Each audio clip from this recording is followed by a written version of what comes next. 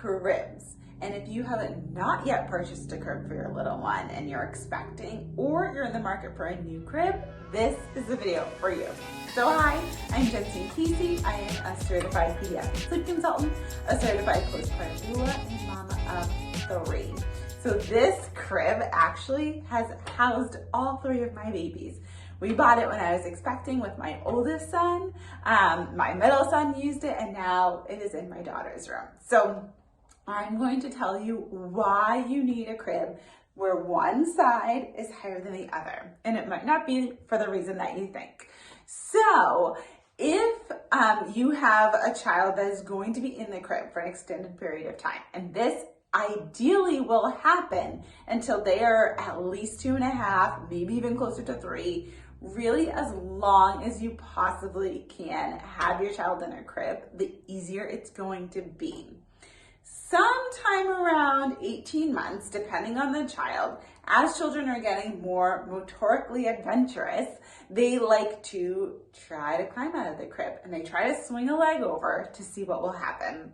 And a lot of parents panic at that point. That is the last thing they want.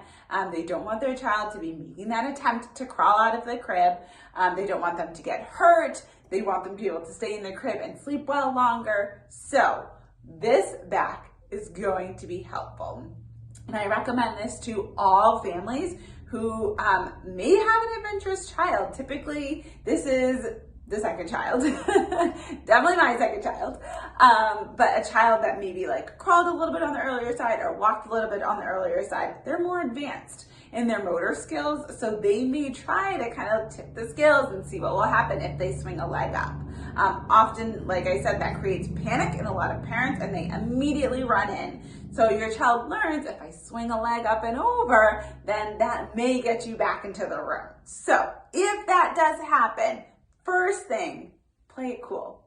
Unless they are like out and like their head is almost to the floor and you need to rush in for safety, if they just casually swing a leg over, give them a second, see what they do.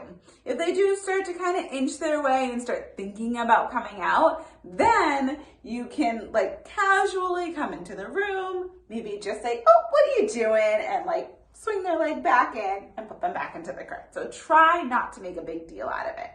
But if they are continuing to attempt and they actually are able to get out, then what you're gonna wanna do is swing this whole crib around.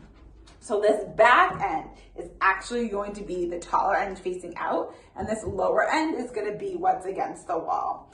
That way, there's no way they're gonna be able to swing their leg up high enough to be able to get over the top of that crib.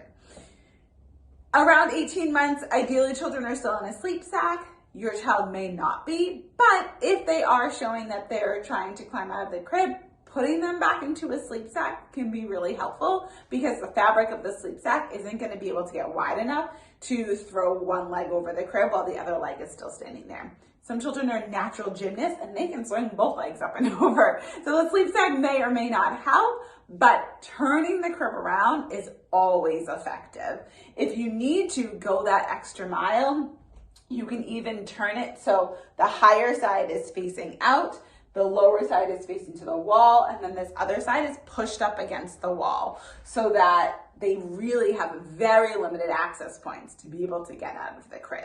So again, if you are in the market for a crib, then I highly, highly recommend getting a crib that has one side, like a headboard side, that is taller, so that you can flip it around if you need it. If you have any questions about any other cribs, I'm more than happy to answer it. There are so many cribs that come in these varieties.